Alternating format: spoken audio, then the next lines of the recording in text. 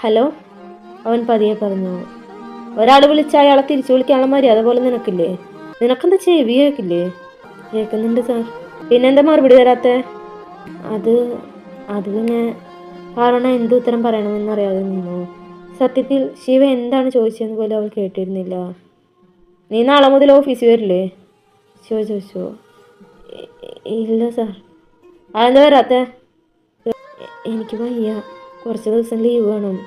ഇപ്പം തന്നെ ഒരാഴ്ച ആയല്ലോ, ഇനി എന്ത് ലീവാണ് നിനക്ക് വേണ്ടേ? അത് എനിക്ക് വയ്യ, അതുകൊണ്ടാ. അതൊന്നും എനിക്കറിയണ്ട. നാളെ രാവിലെ, അല്ലെങ്കിൽ വേണ്ട മറ്റന്നാൾ രാവിലെ ഞാൻ വരുന്നതിനേക്കാൾ മുമ്പ് നീ ഓഫീസിലുണ്ടായിരിക്കണം. ശിവ തറപ്പിച്ച് പറഞ്ഞു. പ്ലീസ് സാർ, ഒരാഴ്ച കൂടെ ലീവ് എനിക്ക് തരണം. എനിക്ക് വയ്യ, അതുകൊണ്ടാ. അവൾ അപേക്ഷ നടത്തി പറഞ്ഞു. വയ്യെങ്കിൽ നീ ഓഫീസിൽ വർക്കൊന്നും ചെയ്യണ്ട, പക്ഷെ മറ്റന്നാൾ രാവിലെ നീ ഓഫീസിലെത്തിയിരിക്കണം. ഞാൻ വരില്ല സാർ, എനിക്ക് വയ്യ.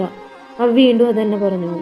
അത്രയ്ക്കായോ നീ പാവല്ലേ, വയ്യാത്തല്ലേ എന്നൊക്കെ കരുതിയാണ് നാളെ ഒരു ദിവസം കൂടെ ലീവ് തന്നത്. പക്ഷെ നിനക്കൊന്നും അതുപോലും തരരുത്. നാളെ രാവിലെ തന്നെ നീ ഓഫീസിലെത്തിയിരിക്കണം, കേട്ടല്ല? അഥവാ ഇനി നാളെ എത്തിയില്ലെങ്കിൽ നിന്നെ ജോലിയിൽ നിന്ന് ഞാൻ പിരിച്ചു വിടും, ഉറപ്പാണത്. ശിവ ഗൗരവം വിടാതെ പറഞ്ഞു.